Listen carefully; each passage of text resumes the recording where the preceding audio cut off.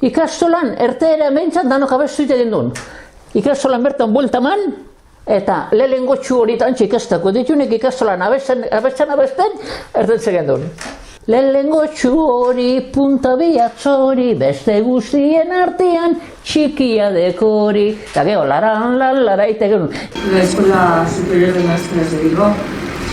Casualmente era de maestras, ¿verdad? Tenía ese nombre. Lehenengo txu hori, punta behatzori, beste guztien artean, txikerra dokori. En 1902 se funda la Escuela Superior de Maestras de Bilbao en el edificio de la Escuela de Solocoeche, que son escuelas también. Bueno, la Diputación construye ese edificio para la formación de maestras. Y en esa escuela es donde estudia Mónica y otras muchas máquinas. La escuela normal superior había un magisterio a nivel elemental y otro superior. En este caso ya hizo superior. No hay que olvidar que en esa época se potencia la formación del profesorado en todo el país, diríamos, y en concreto en la escuela de Bilbao, porque era escuela superior. Kaixo, ni Gizane Orrantia Montes Fernández naz, nire aita irakaslea zan, eta berak lan egin eban ikastolan ikasi neban, eta han irakasle pilo bat ezagutu nebazan. Ni Josean Orrantia Fernandez naiz, eta hementxe bertan jaio nintzen. Nire aita Fidel Orrantia izan zen, bodega bat edo lango gozo bat euki eman. Nire ama Felipa Fernandez, komerzio bat edo denda bat edo ultramarinoseko denda bat euki eban, hementxe bertan hortik hemendik. Bueno, ez dut esango agindu zidatela, baina bintzat aholkatu bai. Maren Maronek eman zidan honen izena, Monikarena. Yo soy Mare Marón, nacido en Galdácano, el año 35, y al final de la guerra pues pasamos bastantes calamidades. Eta euskerazko eskola esan, ez da? Ikastola. Bai. Lehenengo ikastola hemen Galdakon izan zala. Lehenengo. Eta irakasle ni bakarrik. Orduen urtegoen gerrea, da akabó. Era una señora que antes de la guerra había sido maestra y después no lo dejaron ejercer de maestra, pero daba clases particulares, y toda la gente a las cuales había dado y daba clases estaban encantados con ella. Niri esan zidan, errepublikan egon zen andereño izan zela. Baina no zein zen duen ikastola hori republika hasi zanean ala gerotxo? Gerran denporean. Gerran denporan, bertan, lehenago esan egon. Bai, handik eskolaktik, horra, zenan, ez da zubian azpian egon zen hori refugio bat. Bai. Da, korrika, araño, orduen izan zen. Orduen. Zer beti izan zen, urte bi edo holan. Martxan, ez da? Bai. Bai, gero beste atorre zen da. Pakito. Bai. Ontxarte. Pakito... Eta zuk eskola... Asko ez duen niri txartu. Da, gero hori hori abadea izan zen Romano Garibi. Ba. Zure ama jakingo den, no zan. AFP, PNV, bakizu, bronkiotekoa edukioen bai, da hemen Elizatik den kendu, da ze herri zen, ez da ze herri da, baina Puerto de Mar, eroatzen, da, ensegida zen, ensegida. Tiro barik hil. Bai. Bakizu, horrekoak lan izin nire ez da, Josu Franco.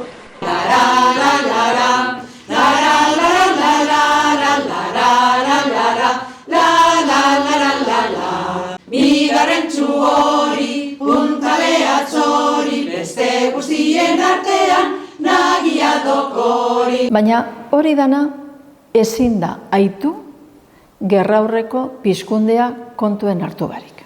Guzti honetan zelako paper importantea jokatu zuten emakumeek. Horre emakume abertzale batza dago, emakume abertzale batza sortzen da Primo de Riveraren diktadura baino lehenago, bere inspirazioa da Irlandako nazionalistak dira horren inspiratzailea, emakume abertzale batza da Irlandako emakumeen antolamenduaren kopia bat. Eta emakume horiek batez ere errepublikatik aurrera, bazetorren apur bat antolatzen, baina errepublikatik aurrera hartzen dute oso indar espansibo handia. Politikaren arlotik begon zan bebai alkarte diferenteak. Por ejemplo, Eusko Gaztedi eta emakume abertzale batza. Horrik oso importanteak izan ziren, gazteen artean abertzaletasuna eta zabaltzeko, eta emakumeen movimiento izin zana. Emakume abertzale batza, ez da edo zer gero, hor mende hasieran, Andraskoak alkartu ziren, Andraskoak beti asumidu dabe bigarren mailako papel bat, eta zaintzagaz oso lotua. Mercedes Ugalde irakasleak, ikertzaileak, kuantifikatzen du 25.000 militante zituela, ez? Eta orduan, euren idearioan emakume abertzalearen eginkizunetako bazan estea. Neskamutilak sozializatzea, bai eskolagintzaren bidez, eta bai jarduera esformalen bidez. Euskal dantzak, mendizaleak, ez dakiz zer, jarduera ezberdinak. Gaur deituko genuekena, ez dakit, hezkuntza esformala edo... Monikak egin zuela matrikula magisteritza eskolan 1996an. 3 froga gainditu zituela, 16 urtegaz, eta 4 urteko ikasketak egin zituela, gaur egunean egiten diren moduan. Goi-mailako ikasketak. Eta, emakume horiek aktibatu ziren batzuk soslai profesionalago bat nahi baldin baduzue, irakasle ikasketak egin zituztelako, eta beste batzuk ekintzaile moduan, ez? Hau euren ideologiaren arabera, familiatik bertatik hasten zan, hau da, emakume abertzalea, ama abertzalea, euren seme alaben sozializazioan sartu behar zuela erlogiarekiko eta hizkuntzarekiko eta kulturarekiko atxikimendu hori, eta hori pasatzen da espazio publikoago batera horrelako jarduerak daudenean edo eskolak daudenean. Orduan, ezin da ulertu euskal eskolagintzaren sorrera garapena eta nik uste ikastolengo mugimendua bere hastapenetan, emakumeen protagonismo erabatekoaz ohartu gabe. Emakume abertzale batzan batu ziren Andraskoak euren zereginek eta modu antolatu baten egiteko. Eta horrik beti dauz lotute asko zaintzagaz, ez da? Euret dire umeari, familian, transmisioa bermatzeko arduradunak, ofizioape askotan eukidabe edo enfermera, maestra eta holangoak, ez da? Baina kasu honetan, abertzaletasunaren naizta politikan eta gizonak ibili, euren partea hartu eben. Da segaitik aitatu daz gazteena eta emakumeena, euren ardurapean sinatute datozelako orduko lehenengo eusko ikastolak. Gerraurrean dau panorama oso ugari irakaskuntzan. Batetik dauz eskola publikoak, nazionalak, espainiakoak, baina nahiko deslai edo oso askoiagon barik edo arduratu barik egozanak, ez da? Beste alde batetik dauz erligiosoak, ordena erligiosoetako kolegioak. Horri prestigio gehiago dekie eta baina erderautzean irakasten da. Eta orduan hor, emakume abertzale batzak eta bultzatuta sortzen dira eusko ikastolak esaten dotziena euskeraz eta eskuelas baskaz erderaz. Monika Lekunberri emakumea zan, gaztea eta maestra, eta emakume abertzale batzako kidea. Hor kokatu behar dugu emakume honen lana eta beste emakume askoren lana. Emakumeak hitza eta bizitza liburu honetan agertzen den moduan. Emakumeak ziren oso politikak esango dugu, baina politika baino gehiago euren ideologia zan, guk ere egin dezakegun lan herriaren alde, euskararen alde, aberriaren alde, euskal irakaskuntzaren alde, eta hain zuzen, arlo hau, zan eurentzako libreago, komila artean, geratzen zena. Politikan ezin izaten ziren mitinera baino. Mitinetan, egon ziren, mitinak ematen emakume asko, baina hori izan lan bakarra. Eta orduan, eskola, irakaskuntza, umeak, emakumeak, arlo guzti horiek, emakume abertzalako batzak antolatuta, eurek antolatu zuten eta eurek gauzatu zuten. Eta hor kokatu behar da emakume guztien lana eta Monikarena ere bai. Orain dela urte batzuk nire eta kontaduztan zelakoak izan ziren bere eskolako lehenengo urteak. Orrantia Fernández bizi ziren etxe berdina Monika bizi zan. Eta horregaitik beragaz ikasioan. Nosotros cuando empezamos a la escuela de Mónica, lo único que hacíamos al salir era dejar a todo correr la maleta en la tienda de mi madre. Intentaba cogerle, robarle lo que podía, un poquitín, si no se daba cuenta que estaba con las clientas, pues un poquitín de pan con chorizo, con jamón, y lo que salíamos era jugar, porque todo esto era absolutamente campas y campas y campas, entonces claro, campas frutales, etcétera. Entonces lo que hacíamos era jugar al esconderite, jugar a indios, jugar a cría. Oso interesgarria aipatu duzuna, nolako konpromiso hartzen zuten 20 urtegaz karrera bukatuta. Eman dezagun 24 urtegaz, zelako konpromiso hartzen zuten herriaren alde eta aberriren alde, ezta? Eta gizartearen alde, Bai, gizartearen alde. Analfabetismo garaia, are gehiago, euren ideologia zabaltzeko edo beste emakumeek eta orokorrean gizartean horren berri ezagutzeko.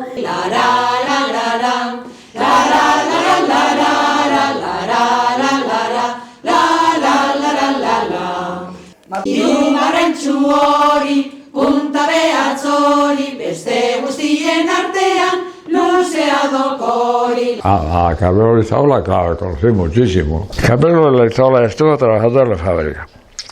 Este era químico y tenía un hermano, Ignacio, que también era químico también, y era el jefe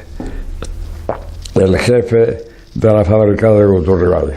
Bueno, ni Estepan Aldamizitxebarria Leizaola naiz, Karakasen jaio nintzen, Euskaldun asko gerra garaian alde ginez gerratu zen bezala, ondoren gu jaio ginen munduko leku askotan, eta niri tokatu ziren Karakasen nire anai arreba batzurekin batera, nire gurasoak han ezagutu zirelako gerra ostean. Bueno, ni onditz Leizaola naiz, onditz de Leizaola nire kasuan, 1975koa naiz, eta nire gurasoak dira Itziar Leizaola Loidi eta Carmel Leizaola Eskubi.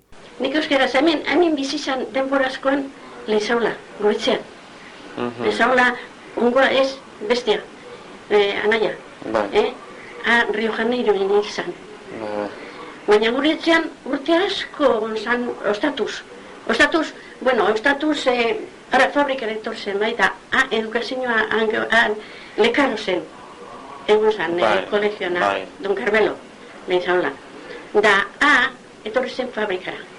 Da, Arik Freilek, berbai gure osabian hori abadiana. Da, arek ezauen, lokunian hemen, bakarrik hemen, egun zan. Da, arek, ez dakizu, aregaz holan bez erderaz, euskaraz, da, beti. Gauza kurioso da, bere etxean, Galdakon bizi izan zen Carmelo Leizaola, orduko dinamitan ingeniero zala. Eta oso euskaltzale zan. Zakarias eta Kandidaren semeak bizirik iraunzutenak 5 izan ziren, zaharrena Enrique, bigarrena Jesus Maria Leizaola, lehendakari izan zena, hirugarren nire aitona, Ricardo Leizaola, laugarren Carmelo Leizaola eta bosgarren Ignacio Leizaola. Hain zuzen ere, zarrenak lekarozen ikasi zuten bezala, nire aitonak ez zuen ikasi amarekin geratu zelako, alargundu zenean, bere aita hiltzenean, oso gazterik, eta libreria batzukaten Donostin, beraz hor geratu zen lanean nire aitona, eta bi txikiek ikasi egin zuten kimika, beste beste, eta gainera Karmel Eizaolak farmazia eta medikuntza ikasi zituen, beraz badirudi buruz oso azkarra zela, eta Ignacio Alemanian ikasi zuen kimika. Biek lan egin zuten Galdakaoko dinamita fabrikan. Orduan, beraren bidez, nik uste dut zaletasuna eta kontzientzia gehiago sartu zitzaiola Monikari. Eta Euskararen adizkien elkartearen bitartez, euskarazko klaseak ematen zituen, batxeokien eta ez dakizien eta bestean, eta nik uste dut hor, topatu liteke Monikaren Euskararen aldeko zaletasun hori edo. Eta gero gainera euskal kulturarekiko zaletasun handia. Bueno, eta abertzaletasuna, nik uste dute Sabino Aranaren irakatsi ekin nolabait eta orduko giroarekin oso gazterik egin zutela bat. Nire aitit eta mamaren etxetik oso hurbil, Eskubi Jakuria familia bizi izan. Aita Eulogio, ama Josefa, semea Jose Luis eta Maria Jesus alaba Kutuna.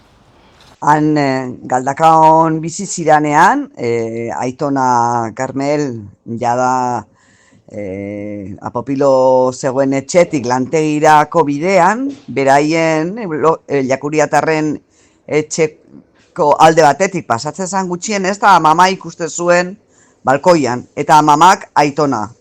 Eta antolatu ziren nolabait, elkar ikusteko edo bat egiteko, eta momenturen batean, birraitonak, Eulogiok, hau da, mamaren aitak, galdetu zion amamari, bueno, Maria Jesus, ta nor da, alkandora irekita dabilen mutilori, edo gazteleraz, ¿quién es ese joven que se pasea con la pechera toda al aire? Anekdota parregarritxo bat, beraien maite mintze prozesu horretan, eta birraitonaren zaintza lanetan. Gaur kontatu nahi dutzu egun, maitasun historia hau, hemen zehazten da. Gaina, zentzu horretan bitu zein interesgarria da, Galdakoko ikasle horiek eta Gregorio Arrienek atara dute Leizaolatar Karmel Eusko Ikastola 1934-1937. Hain zuzen ere, urte hauetan, Monika egon zen Galdakoko ikastolan lan egiten Andereño gisa. Nik uste, Leizaolatarrek garbi zeukatena zen, Euskotarren aberria dela, hori balako axioma bat garbi zeukatena, eta euskerarekiko alako maitasun eta aldekotasun bat oso garbi zeukaten, eta hori ikusi besterik ez dago. Esatetarako Karmel Leizaolak kimiko eta mediku eta izanik, Galdakao batean ikastola sortzeko ahalegin horretan nola sartu zuen bere burua, beraz horrek nahi du bazeukatela alako ilusio eta benetan sinesten zituzten gauza batzuk, horrelako gauzak, horrelako proiektuak martxan jarri ahal izateko, horretarako indar berezi bat behartzen. Ahora ya te digo, era jefe de laboratorio de la fábrica, pero le llamaron porque tenía mucha fama como químico y se fue a Brasil. Y en Brasil montó una fábrica para una empresa, no sé qué empresa, porque su hermano era el jefe de Guturribay. Y Genaro dependía directamente del jefe de Guturribay, como era el recadista.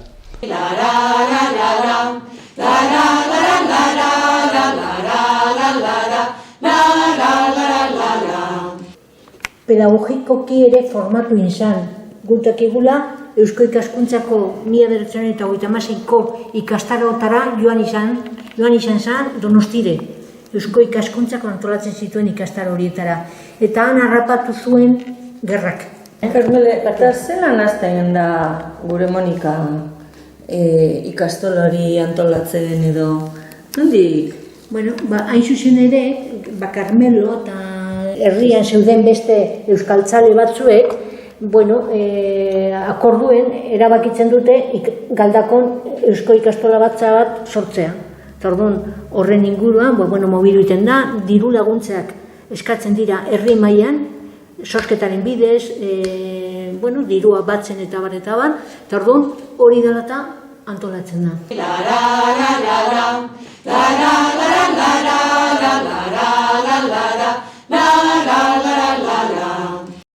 Laugarren txugori, punta behatzori, beste guztien artean, sendoa dokori. Recordar un poco que fue el año 34, ¿no?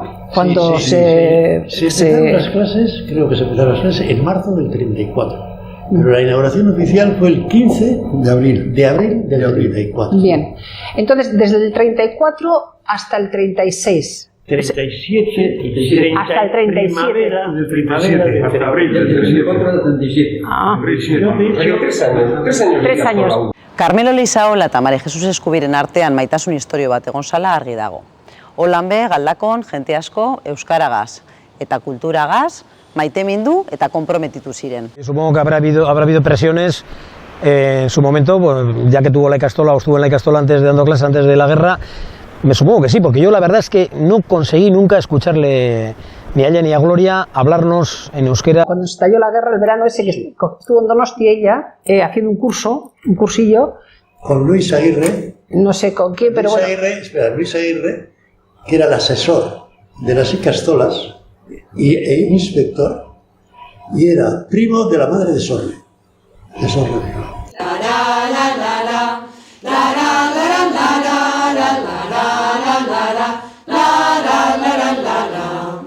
En el plano que tú tienes, verás que pone vestuario, una cosa así. Y aquí, la cocina. Cantina. La cocina. Que era la cocina. Todo esto era una planta. O sea, una aula. Los pequeños eran aquí, los intermedios aquí y luego los mayores aquí. Y tenía una puerta que daba al portal aquí. Todo esto, que era un sitio muy amplio, ¿no? Sí. Más o menos, ya te digo yo, 140 metros tenía. Sí. En total. Y había un par de árboles, unos manzanos. Tenéis un recuerdo bonito de la zona aquella de... Sí, como sería hoy. Sí. Estabais los chicos y las chicas todos juntos. En todas las clases, ¿eh? En todas las clases. En el resto de la escuela aquí en la plaza no estarían así. No. Chicos separados. Sí. O sea que la Ikastola en su momento también fue... Inmediatamente cuando se reanudaron las clases el año 37, los chicos nos pusieron en lo que era la Casa Roja, que se llamaba. Sí. El piso de arriba. Eso. Sí.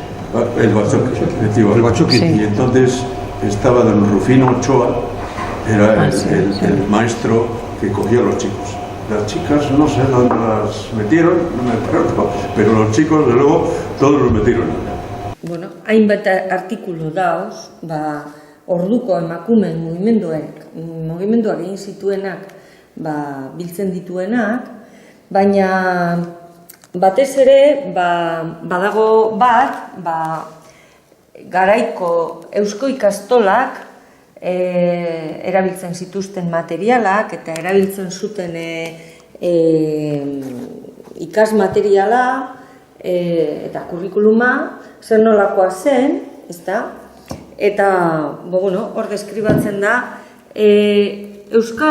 euskal abertzaletasuna eta kurrikuluma, bazegoela apur bat bideratuta Euskal Herriko kulturaren izaera hori erreproduzitzera, ez? Horren falta aurkitzen zen, eta orduan horreri erantzuna eman zitzaion, ez?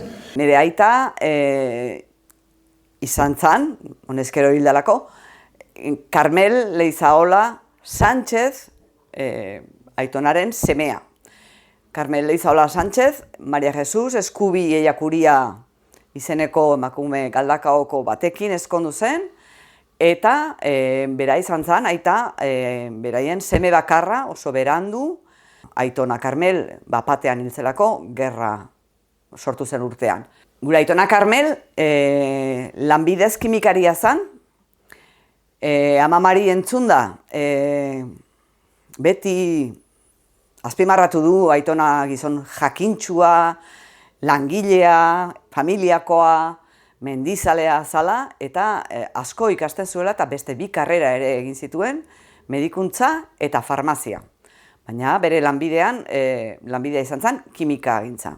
Gizon hau istripuz hil zan Brasilen. Eta orduan, bere omenez, gero ikastola horri jarri zitzaion Leizaolatar Karmel ikastola. Honetorri gara, hain ezaguna dan Legardaren denda ondora, jakiteko 1924an non egoan lehenengo ikastola. Monika Lekunberri irakasle zan lekuan. Gainera emakume guzti horrek, hainbet eta hainbet esan dugu maestrak zirela, baina emakumeen elkarte horretan buruzaitza ere hartu zuten. Oso militanteak ziren, eta oso politikak.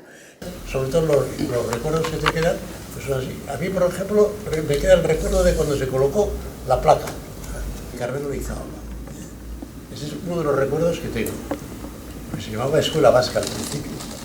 Pero luego al morir Carmelo Leizaola, que era el promotor o el impulsor de todo aquello, pues que murió joven, murió con 35 años en Brasil. Se le puso el nombre Leizaolatar Karmel Ikastola, Eusko Ikastola. Y de eso sí recuerdo. Lo recuerdo además cuando quitaron la tela que vi aquello. Yo tenía 5 años.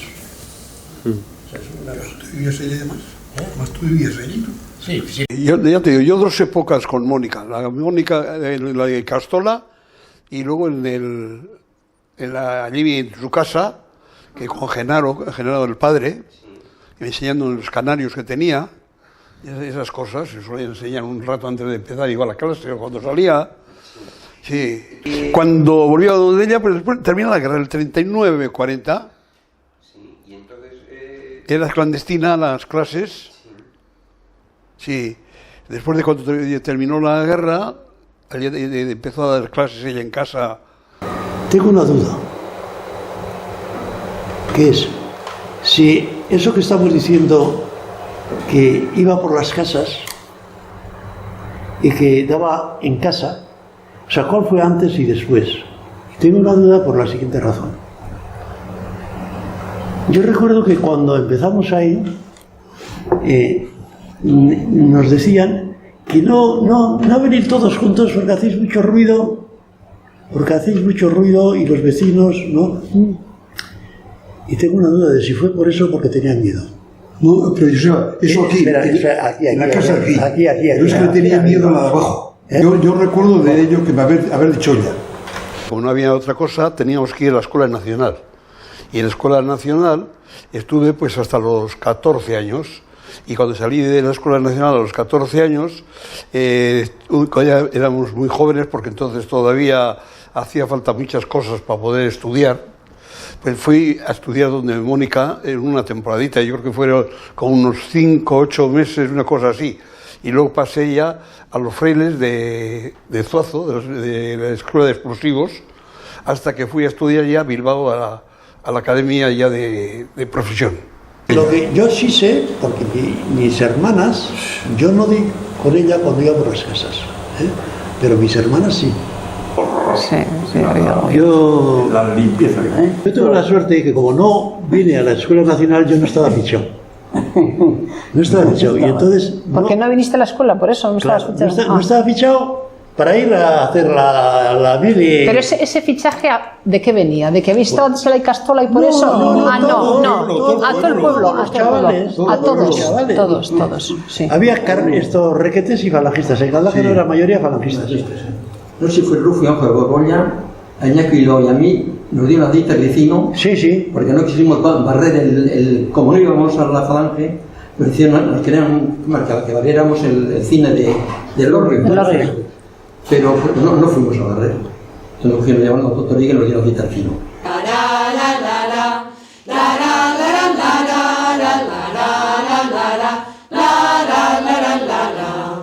Bosgarrentxu hori, punta behatzori, beste guztien artean, lodia dokori. Galdako bombardatzen dabe, nazionalak sartzen da zen enean, lehenengo izan da Durango, gero Gernika, gero Galdakano, eta gero ja azkenean Bilbo izango da ekainaren 19an, ez? Ondoren etorriko da negu baltza, ez da? eta hor beste kontu batzuk ditugu kontatzeko.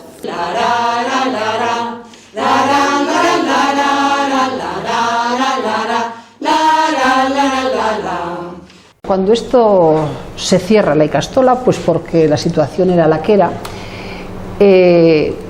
empezáis a desperdigaros, o los alumnos que os conocíais de la ikastola continuáis y volvéis después de la guerra a juntaros, o cómo. ¿Cuál es la situación esa? Ya desaparece todo y se acabó. No, después de la guerra, hombre, algunos coincidimos en Siri, donde Mónica, a dar clases en casa Mónica, en su casa. Primero daba por las casas ella, luego a su casa. Bueno, yo seguí con Mónica hasta los 10 años. Mónica eta beste batzuen Bizkaian egon ziren, gerra aurrean aldeei izandakoak eta gerra ostean hemen geratu zirenak, exiliora joan zirenak, bizimodua atara behar izan zuten, eta orduan, derrigorra ezenez eskolara joatea, ez da izan urte arte, Jolanda eta bere aizta moduan, etxe eskola deitzen zirenak sortu ziren.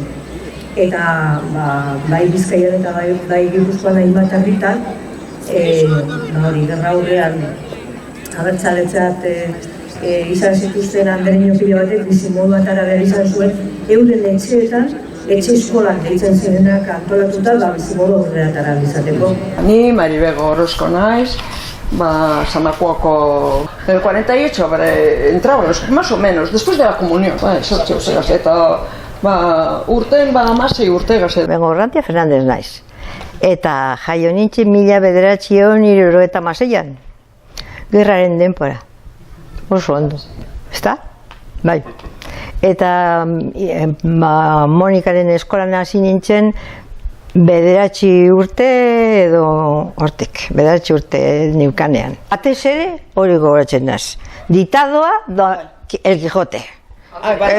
El Quijote. Dulcinea, bakizu, eta gudanok. Lehenango, eta gero atxe, Lehenango, lehenango, eta gero atxe. Natividad, Urquijo, Santa Cruz.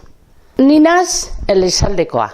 Y recuerdo que una vez fuimos a la iglesia y allí había la insignia, el escudo de la falange o no sé qué era, y cantamos el Cara Sol. Y en vez de levantar la derecha, pues nos levantamos la izquierda, otra y yo. Y nos puso un castigo que fue impresionante. No sé ni cuánto tiempo estuve. Y entonces ya mi padre no le pareció bien y es cuando me sacó de ahí y fui donde Mónica. Soy Maritere Loroño, hija de Periquín y Santa y madre de Maite, Alfonso y Yone.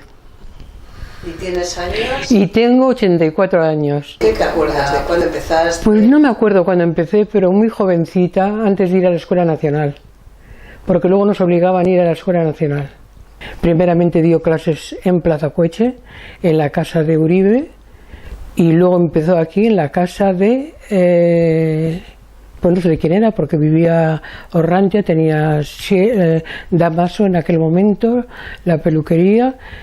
En el primer piso los Orrantia Fernández y Antoni, y en el segundo piso vivían Mónica, su hermana y su madre. Y su padre. Me acuerdo yo de la cocina, que era una cocina muy hermosa, tenían una mesa muy hermosa en la cocina, luego tenían una habitación pequeñita que daba al caserío donde vivían Asu, y luego en la otra habitación es donde daba las clases Mónica. Tenía 2 mesas alargadas, ella se ponía al comienzo en el extremo de la mesa y daba las explicaciones pertinentes para que aprendiéramos a leer, a recordar cosas antiguas, hasta el catecismo, porque su hermana Gloria nos daba el catecismo. Soy Mari Carmen Muñoz Buren y nací en el año 1956, perdón. Vine de Eibar con 4 años y medio y mi idioma era el euskera. Apenas sabía castellano. Fui donde la señorita Mónica para seguir con el euskera y también aprender un poco el castellano. Estuve como 2 años y medio durante todo el curso y luego iba en verano. Luego ya hablaba perfectamente, perfectamente dentro de lo que cabe el castellano. Bueno, pues que era una escuela que estábamos de todas las edades, desde los 4 años hasta de 16 o así también había. Y recuerdo también, que como nos daban el pan a media mañana, su hermana, y también estaba su aita, y también nos daba su hermana algo de catequesis. Bego berrio naiz, Galdakon jaio nintzen, Erletxe auzoan, eta nire gurasoak berrio jatetxean jabeak ziren. Baina ume asko zuten eta ni beste familia batekin etorri nintzen Galdakora bertora, hirira, bizitzera. Asunta zen Erletxetan eskola zegoela, eta Galdakoko eskola eta Erletxetako eskola. Orduan, ni berez Erletxetan egon behar nintzen, baina nola beste familia batekin egon nintzen Galdakon, Monikaren gana bialdu ninduten ikastera purbet. Gu Monikaren gana joaten ginenean, izan zen oso hezkuntza ezberdina. Joaten ginen gure kuadernotxoagaz, bera alai eta ondoan ipine gendu zen, nik uste dut olango saloi bat zela, eta han egoten ginen egiten beharrak, berak ipiten zuen kopiak, egiten genuen batuketak, eta horrela izan zen egiten genuen gauzak. Oso txikia ginen. Bani Jolanda Larreanaz, ni hasi nintzen Monikanean azkenengo etapan pentsetan dut, ni 1964 naz eta 64 edo 65 hasi nintzen ni eta horren urtean nire izta. Eta Monikanean egin genuen gaur egun lehen hezkuntza dan guztia bertan egin genuen. Orduan 6 urte edo 6 kurtso behintzet bertan egin genuen zen, ezta? Hombre, gela oso berezia zen eta sekulan etzataztuko hango pupitreak, sekurrezko pupitreak ziren, tapa batekin zabaldu egiten zen eta bertan sartzen gendu zen kuaderno eta gelatik ikusten zen gaur egun gauzen leku hau, oso paraje polita, palmera bat egoan, atzeko partean, argitasun handia, eta gero beti gogoratuko dut be, Monikaren eskatza, ukaldea, ezta? Orduan niretzat biak ziren, gainera Gloria zen oso biguna, Monikak seriotasun irakaslearen, andereñoaren seriotasuna mantentze ban, gula señorita Monika ditzetan. Monika oso urbila zen, jente gitxin geunden, 6 pertsona edolan bakarrik geunden, ni joaten nintzenean gitxin, ez? Eta ni joaten nintzen goizez, eskolara ez nintzen ez joaten, joaten nintzen goizez. Klaseak ziren erderaz. Claro, berak nik uste dut argi eukala, bezin zuela besterik egin, ez? Gogoratzen naz, badau gauza bat beti gogoratzen nazen, eta zan, inspektoria etorri behar zen egunekoa. Hori zen momentu oso celebrea berarentzat. Eta gaina gogoratzen naz, behin ikusi naben, baina etzataztuko zelakoa zen inspektoria, zeberarentzat zen oso momentu larria. Eta orduan inspektoria dator, bentanan banderia jarri eban, bandera nazionala, eta bere egon zen oso urduri, eta desatauzkunia ondo erantzuten dugun, eta berak eukiote ban, bildur, oin konturatzen naz bildur handia, ez? Nik egin nuen derion magisteritza, eta praktikak egin nuen lonjetan, ikastolako, Galdakoko ikastolako lonjetan. Eta justo etorri nintzen lanera inauguratu zenean, ikastola berria, hau, egian dagona. Konta 38 urtetan, 38 kurso. Begira, gelditu gabe, hainbat. Orain jubilatzeko zorioan gaude, Mila 1976an hemen egon zen lehenengo ikastola. Hortik aurrera, gure familiak, beste familia askoren moduan, euskaraz ikasi ahal izan dugu. Eurak izan zirelako gara gu oin euskaldun, eta gure ondorengoak be izango dira, holan jarraituz.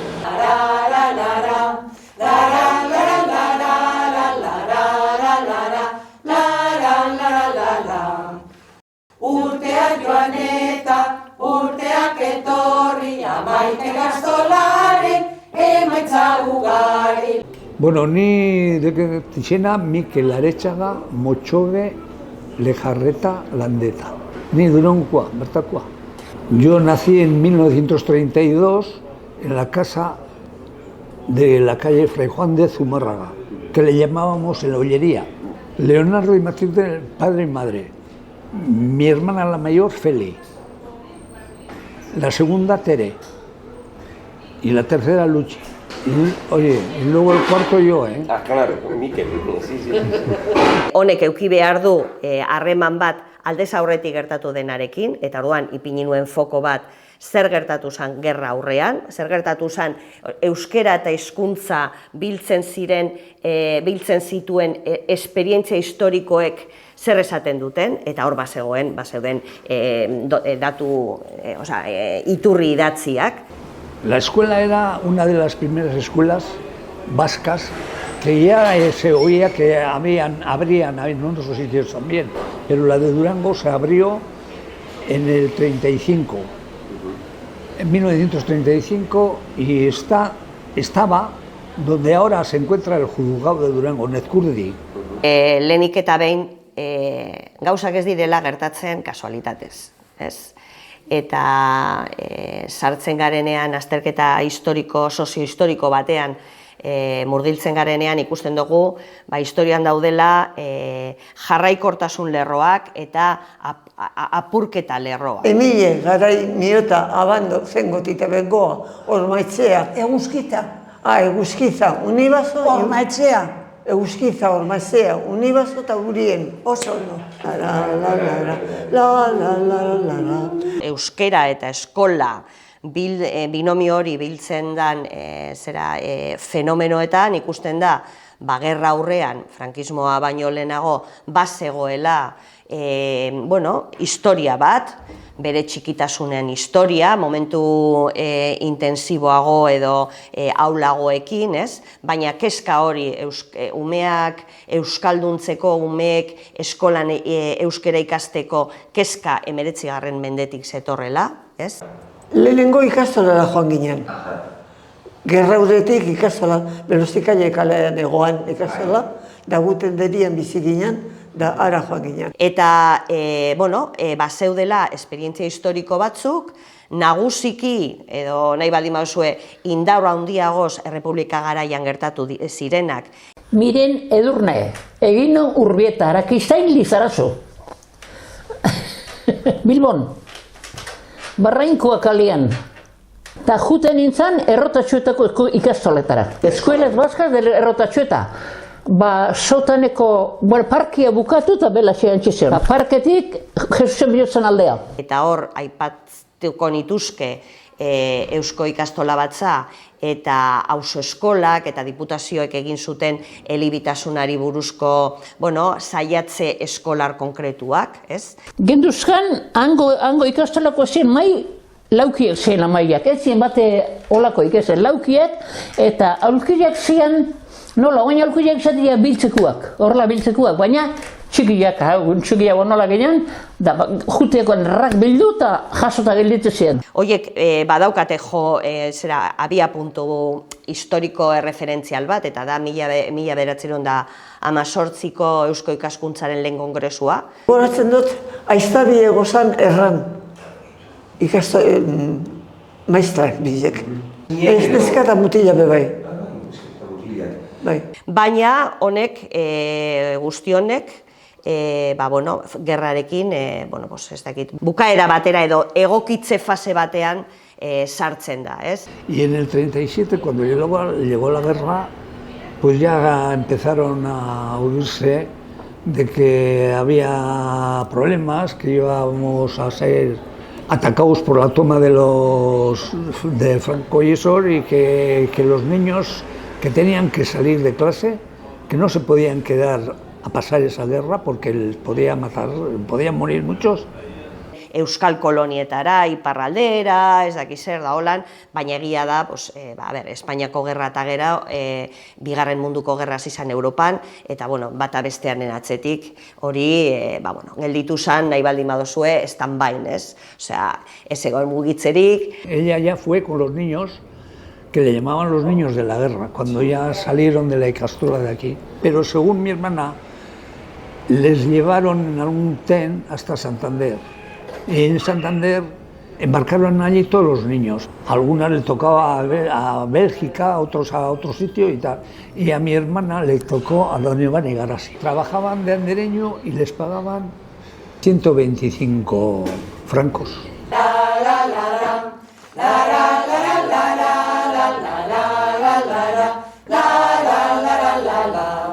Bai, baina txikiagoa zan beste klase batera. Beste klase batera. Izena zela neukan? Maria Angeles. Maria Angeles. Da hori gero andereñoa izan, bueno, honen ama. Bizkaiko? Bizkaiko lehengo andereñoa. Lehenengo ikastola saioak edo etxe partikularretan hasi ziren, ume batzuk batute eta abar, ez da?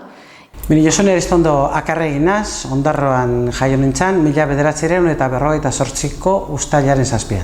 Kimika ikasten hasi aurretik, batxilergo ia osoa libretik esaten den moduan egin neban, eta ikasten hasi nintzen batxilerra mendiko eskola batean. Gorosikan, Ondarroko auzo bat Gorosika deitzen da, eta hango mendi eskola batean. Mendi eskola horretan egoan Maria Luisa Leibar, Ondarron Ulezuri izenez edo Goiti izenez ezaguntzen duena, eskola hortan, mendi eskola hortan zegoelako bera zigortuta.